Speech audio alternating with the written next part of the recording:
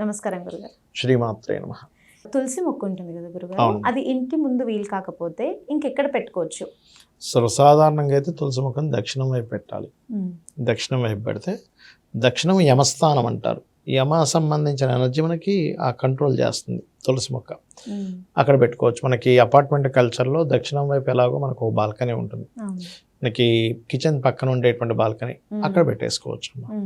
లేదు మీకు వీలుంది, తూర్పు వైపు ద్వారం ఉంది, దాని ఎదురుగా గుమ్మంలో పెట్టుకోవచ్చు. లేదా పడమర ఉంది, గుమ్మానికి ఎదురుగా పెట్టుకుంటారు. అంటే వెళ్ళేటప్పుడు నమస్కారం చేసుకుని తులసి అమ్మవారిని నమస్కారం చేసుకుని మనం వెళ్ళొచ్చు అనే భావంతో.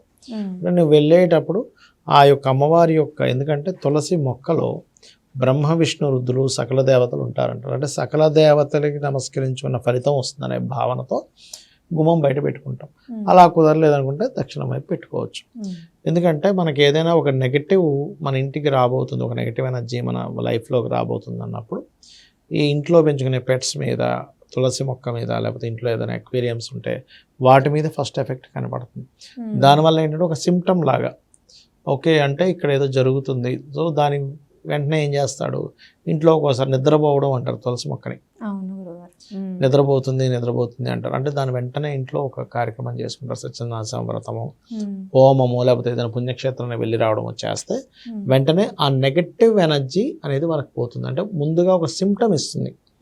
అందుకే ఇంట్లో కూడా రెండు పెట్టుకుంటారు, లక్ష్మీ తులసి, విష్ణు తులసి అని. అందులో ఒకటైపోయినా ఒకటి ఉంటుంది, వెంటనే ఇంకోటి తీసుకొచ్చి పెట్టుకుంటారు. అందుకని 2 తులసులు ఖచ్చితంగా పెట్టుకుంటారు. అది. ధన్యవాదాలు. శ్రీమాత్రే నమః.